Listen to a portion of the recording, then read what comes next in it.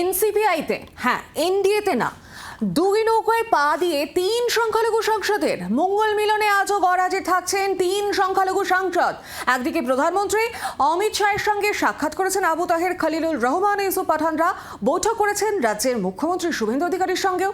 কিন্তু এনডিএর শরিক বলে নিজেদেরকে মানতে নারাজ এই তিনজন সাংসদ। তাহলে কি কনফিউজড এই তিন সাংসদ? এই প্রশ্ন উঠছে, দু নৌকায় পা দিয়ে কতদূর চলবেন তারা?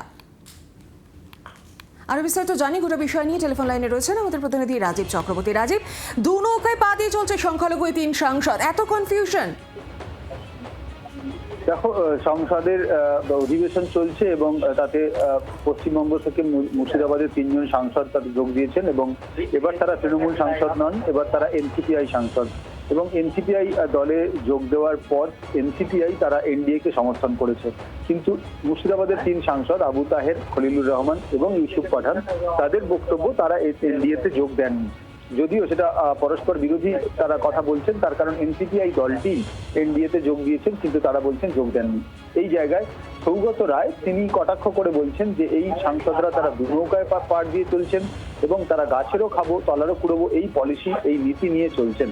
এই সংখ্যালঘু তিন সাংসদ তারা এনডিএ তে না থাকার দাবি করলেও, বিজেপিতে না থাকার দাবি করলেও তারা এনসিপিআই তে যে যোগ দিয়েছেন সে কথা তারা প্রকাশ্যে স্বীকার করছেন, আর এনসিপিআই এনডিএ কে সমর্থন করেছে। এই জায়গায় আজকে মঙ্গল মিলন, অর্থাৎ সংসদের যারা এনডিএ সদস্য যে সমস্ত সাংসদরা রয়েছেন তাদের নিয়ে বৈঠক হয়। সেখানে প্রধানমন্ত্রী নরেন্দ্র মোদী উপস্থিত থাকেন। সকাল 9:30 থেকে 10:30 পর্যন্ত প্রায় এই বৈঠক হয় এবং সেই বৈঠক এখন শেষ হয়েছে। সেই বৈঠকে এনসিপিআই দলের সুদীপ বন্দ্যোপাধ্যায়, কাকলি ঘোষ দস্তিদার, শতাব্দী রায়রা গেলেও এই তিন সাংসদ কিন্তু সেখানে অনুপস্থিত হননি। তাদের বক্তব্য তারা এনডিএ তে নেই। অথচ এই তিন সাংসদকে দেখা গিয়েছে তারা প্রধানমন্ত্রী নরেন্দ্র মোদীর প্রাতরাশ বৈঠকে গিয়েছেন, তারা মুখ্যমন্ত্রী শুভেন্দু অধিকারীর মধ্যাহ্নভোজ অনুষ্ঠানে গিয়েছেন এবং এছাড়াও একাধিক জায়গায় তারা কেন্দ্রীয় নেতাদের, বিজেপির মন্ত্রীদের, তাদের সঙ্গে তারা দেখা করেছেন। তাদের বক্তব্য তারা সংখ্যালঘু মানুষের দাবি আদায়ের জন্য তারা লড়াই করবেন। তারা বিজেপিতে নেই, এনডিএ তে নেই, কিন্তু আক্ষরিক অর্থে দেখা যাচ্ছে যে দল এনসিপিআই সেটি এনডিএ তে রয়েছে। এই জায়গায় তাদের এই অবস্থানকে রাজনৈতিক বিশ্লেষকরা বিচারিতা বলে ব্যাখ্যা করছেন, যদিও এই সাংসদরা তারা বলছেন তারা বিচারিতা করছেন না, তারা মানুষের জন্য লড়াই করছেন। এই সাংসদরা মনে রাখতে হবে যে তিন সাংসদ তারা সারা দেশে সংখ্যালঘু মাত্র তিনজন সাংসদ তারা এনডিএ কে সমর্থন করেছেন এবং এনডিএ শিবিরে রয়েছেন। তার কারণ সংখ্যালঘু একজন সাংসদও নেই যারা সারা দেশে এনডিএ সমর্থনে রয়েছেন বা এনডিএ শরিক হিসেবে রয়েছেন। এই তিনজন সাংসদ মুর্শিদাবাদে তাদের মধ্যে তিনজন। একেবারে রাজীব, ধন্যবাদ তোমাকে।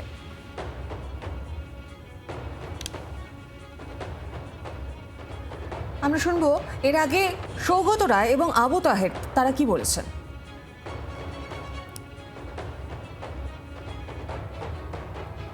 ওরা ভাবছে যে গাছেরও খাবো তলারও কুড়বো, দুটো নৌকো পা দিয়ে চলবো।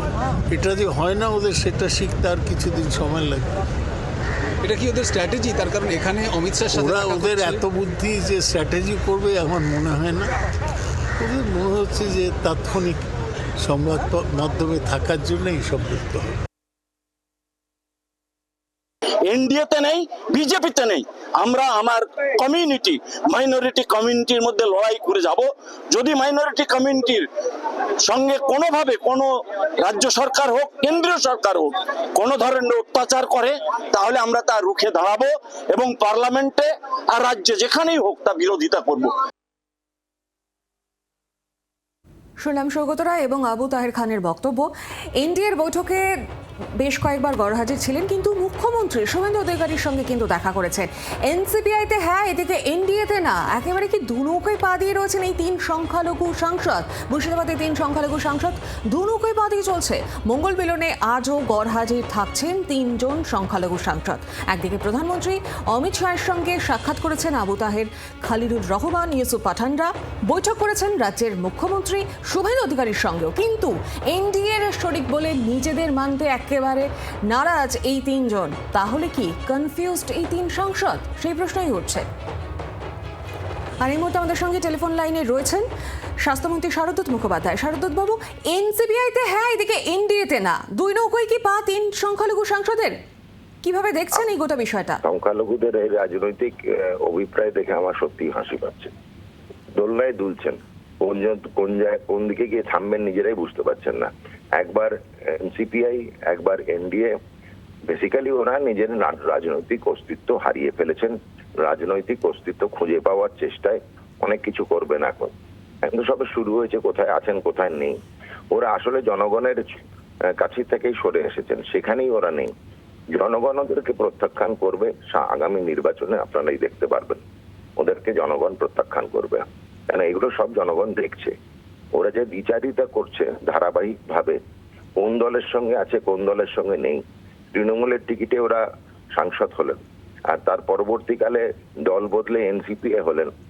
এনসিপিএ এনডিএ এর সঙ্গে আছে, কিন্তু ওরা নেই। ওরা যে কি, ওরা নিজেদের কাছে এক্সপ্লেন করতে পারছে না।